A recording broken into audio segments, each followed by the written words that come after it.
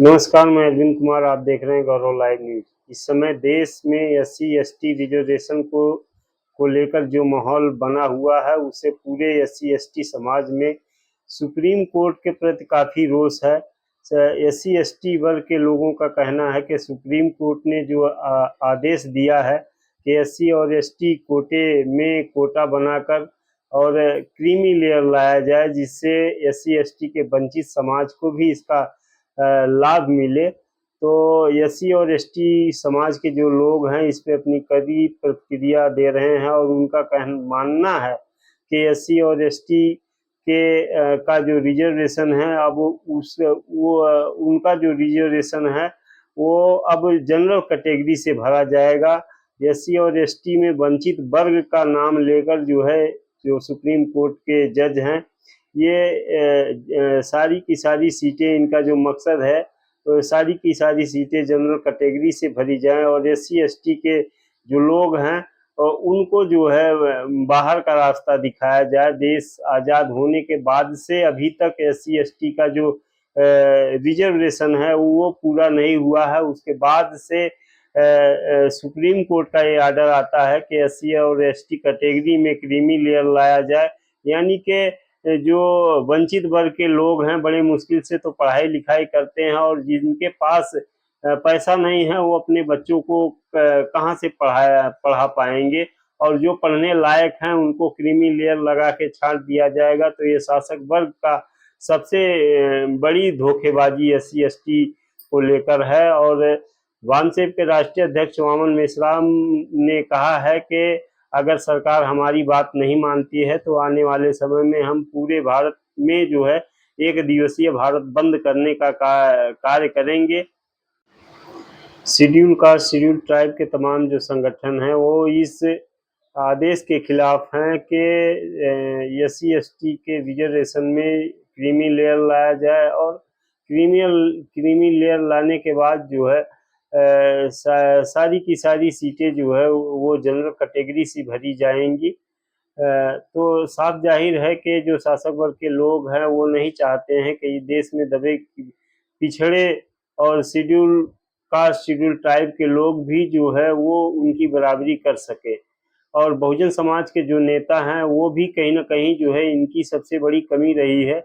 देश आज़ाद होने के बाद सन 1950 में देश में कानून लागू हुआ और बड़े मुश्किल से डॉक्टर बाबा साहब अम्बेडकर ने देश के वंचित वर्ग के लोगों को संविधान के माध्यम से उनका हक अधिकार दिलाया। लेकिन आज के जो बहुजन समाज के नेता हैं वो जाति और उपजातियों में बंटकर सिर्फ अपना स्वार्थ साधने काम कर रहे हैं।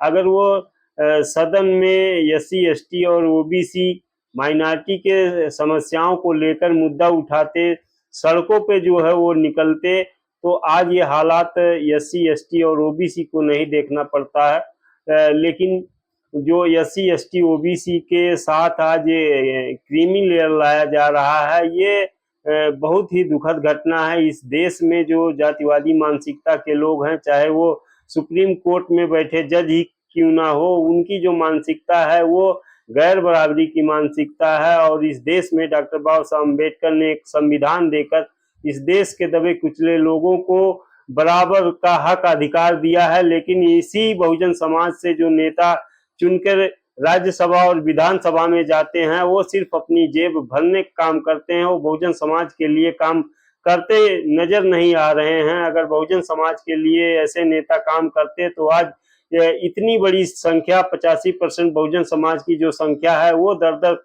भटकना नहीं पड़ता उनको, जो है आरक्षण के लिए जो है इन जो शासक वर्ग के लोग हैं इनके सामने गिड़गिड़ाना नहीं पड़ता।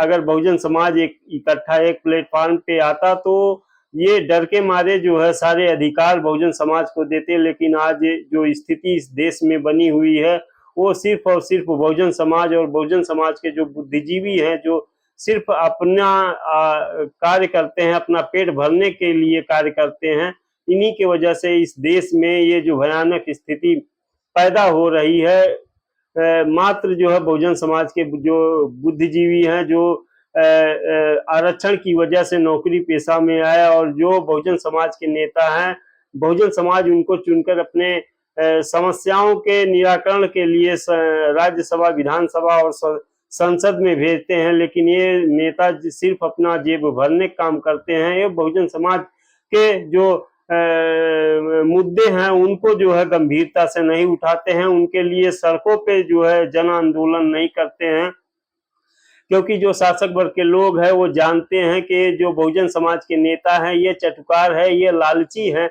इसी वजह से पूरे बहुजन समाज का हक अधिकार जो है चला जा रहा है अधर में।